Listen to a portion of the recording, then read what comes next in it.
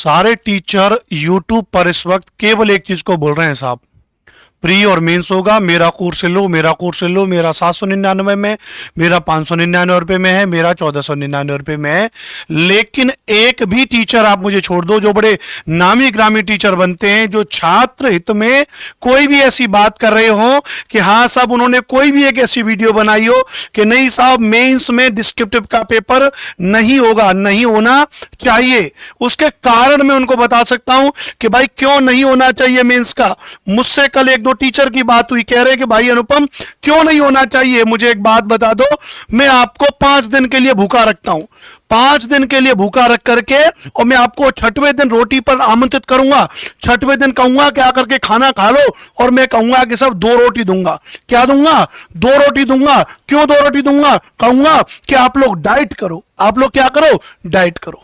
क्या मन करेगा? मन करेगा उतार के जूता और मारा इसके खींच के। 5 दिन भूखा रखा और अब कह रहा है कि डाइट कर लो। अरे डाइट करवानी है तो डाइट कर लेंगे हम, लेकिन अभी 5 दिन के भूखे आदमी भी पेट भर के पहले रोटी खाने दे आराम से, फिर तू अपना ज्ञान दीजिए डाइटिंग वाला। तो ये बात योगी सरकार को माननी चाहिए। 7 साल बाद आपने भर्ती निकाली, आपने पहले से क्यों नहीं कहा? आप पहले से एक पूरा नोटिस जारी करते कि 4-5 साल पहले, 2 साल पहले कि हम मेंस करेंगे एलटी ग्रेड में। भर्ती निकालने के लिए युवा एकदम से एनर्जेटिक हुए कि बढ़िया बात है भर्ती आएगी, तब तक आपने कहा कि नहीं अब उसमें मेंस होगा। आपने पहले क्यों नहीं बताया? लेकिन बड़ी शर्म की बात है, एक भी टीचर इसके खिलाफ नहीं बोल रहा। बड़े बड़े यूट्यूबर्स, बड़े बड़े जो आते हैं इस बात को लेकर के, कोई ये नहीं कह रहा है कि नहीं भैया मेंस नहीं होना चाहिए। और मैं तो कह रहा हूं कि अगर मेंस रख रहे हो तो डिस्क्रिप्टिव नहीं होना चाहिए। हम इस बात के पक्षधर हैं कि एमसीक्यू बेस्ड रखिए, हमें कोई आपत्ति नहीं होगी।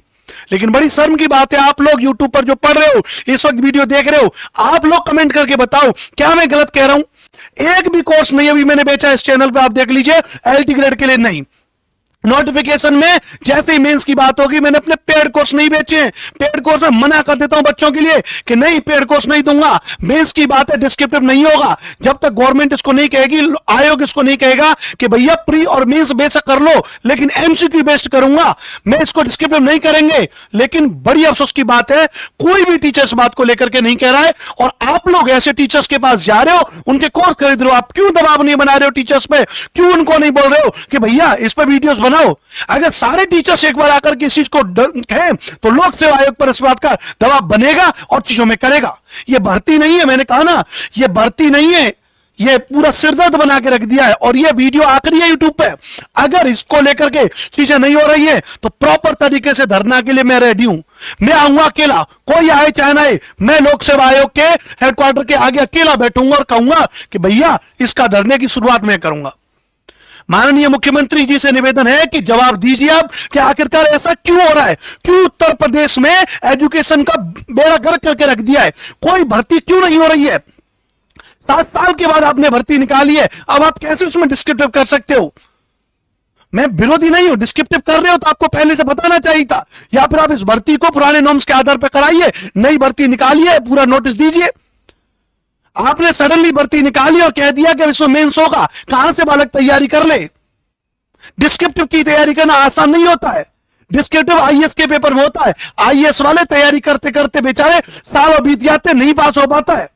आप भी ये चाहते हो कि एलटी ग्रेड में कोई भर्ती हो ही नहीं पाए?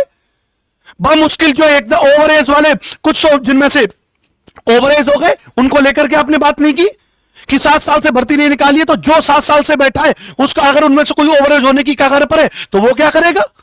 बहुत मुश्किल। अगर उसने सोचा कि चलो ठीक है मेरी 1-2 साल उम्र बची है, मैं तैयारी कर लूं, आपने उसमें मेंस में डिस्क्रिप्टिव की बात कर दी कि नहीं डिस्क्रिप्टिव को वैसे ही बाहर हो जाएगा। जरूरी थोड़ी ना है कि उत्तर प्रदेश का हर एक युवा इतना जागरूक हो, इतना पढ़ा लिखा हो कि डिस्क्रिप्टिव का पेपर कर दे। मैं फिर कह रहा हूं, मैं लोक सेवा आयोग की नीति का विरोधी नहीं हूं। मैं कह रहा हूं कि आप एक तरीके से चलिए, आप हमको एक नोटिस जारी किया करिए पूरे कि हम भाई ये काम इस तरीके से करेंगे। और बड़ी शर्म की बात है, हमारे मुख्यमंत्री जी इस बात को लेकर के कुछ नहीं कर रहे। प्रदेश में सरकार ऐसी है, एजुकेशन के मुद्दे को कोई बात ही नहीं कर रहा है। कोई सांसद, कोई विधायक, कोई विधान सभा में कुछ बात ही नहीं हो रही इसको लेकर के कि भैया एजुकेशन को लेकर कुछ बात होगी कि नहीं होगी। ऊपर से एजुकेशन मिनिस्टर ऐसे व्यक्ति हैं, वो तो महान है, वो तो इतने महान व्यक्ति हैं कि उनको तो कुछ कहा ही नहीं जा सकता। उनको लेकर तो मैंने पहले एक वीडियो इस चैनल पर बना दी थी, आप पॉपुलर में जाके देखोगे वीडियोस में, तो मैंने उनको पहले ही ठेल दिया था।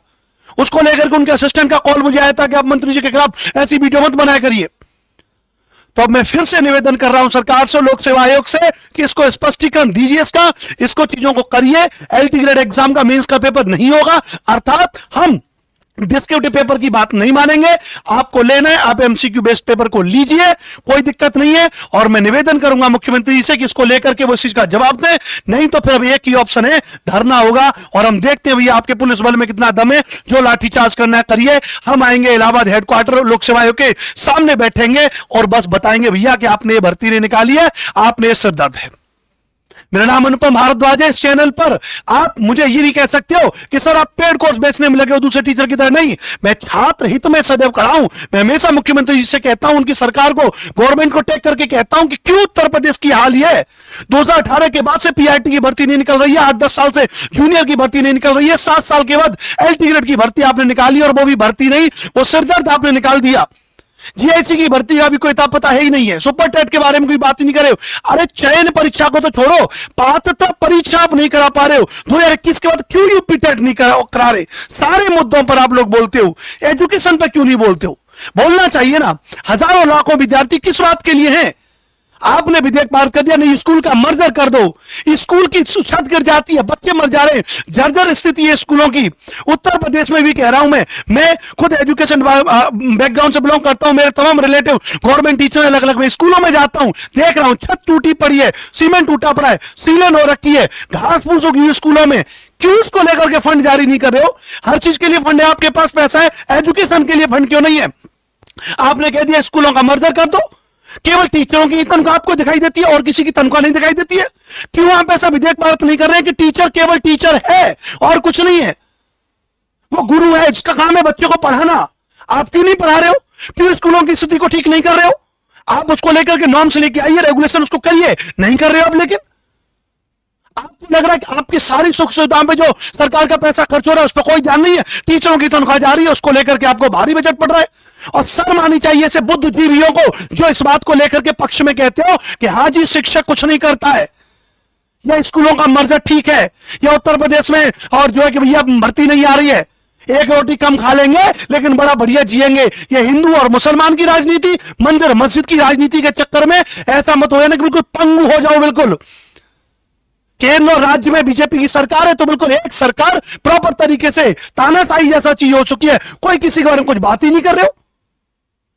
तो मैं फिर से एक बार से निवेदन कर रहा हूं प्यारे साथियों, और आप सभी से आगाज करता हूं, आप सभी जो इस वीडियो को देख रहे हो, अगर आप वाकई में मेरे साथ हो, अनुपम भारद्वाज के साथ में हो भाई साहब, तो बस मेरे साथ में कनेक्ट रहो इस चैनल पर। और आखिरी बात कह रहा हूं, या तो इसको लेकर के लोक सेवा आयोग को कोई बात बतानी पड़ेगी, नहीं तो आप लोग तैयार हो जाइए, हम धरना करेंगे उत्तर प्रदेश लोक सेवा आयोग के आगे और अपनी बातों को शांतिप्रिय ढंग से करेंगे। पूरा उसके बारे में एड्रेस सब कुछ, मैं मेरी टीम पूरा हम लोग आएंगे और आपके हित में बात करेंगे। अनुपम भारद्वाज का हर एक काम छात्र हित में होता है। तो आप सभी लोग मेरे साथ में जुड़े रहिएगा। नमस्ते नमस्कार। ट्विटर पर आप मुझे फॉलो कर लीजिएगा SST by अनुपम सर के नाम से, और वहां पर मैं अभी एक ट्विटर अभियान भी इसको लेकर के हम लोग चलाएंगे, और वहां पर लोक सेवा आयोग और यूपी गवर्नमेंट मुख्यमंत्री जी को टैग करेंगे और अपनी बात को रखेंगे। आप लोग मुझे फॉलो कर लीजिएगा। टेलीग्राम पर SST by अनुपम सर के नाम से, ट्विटर पर जिसको आज X के नाम से जाना जाता है वहां पर, और हम लोग इसके बारे में बात करेंगे। लेकिन हमारा शांतिप्रिय तरीके से बहुत प्रेम पूर्वक निवेदन पूर्ण कर रहे हैं महाराज, निवेदन है, छात्रों के साथ ऐसा मत करिए, एजुकेशन डिपार्टमेंट में खिलवाड़ मत करिए। बस मैं ये कह रहा हूं, आप लोगों को मेरी बात अच्छी लगी है, सपोर्ट करें, समर्थन करें, चैनल को सब्सक्राइब करें और मेरे साथ में जुड़ें। नमस्ते नमस्कार, जय हिंद, वंदे मातरम। मेरा नाम अनुपम भारद्वाज है, हमेशा आपके हित में काम करता हूं, छात्र हित में बात करता हूं। जानकारी अच्छी लगी होगी तो शेयर करिएगा, और इस चीज पर अड़े रहेंगे कि डिस्क्रिप्टिव पेपर नहीं होगा, MCQ बेस्ड पेपर होगा।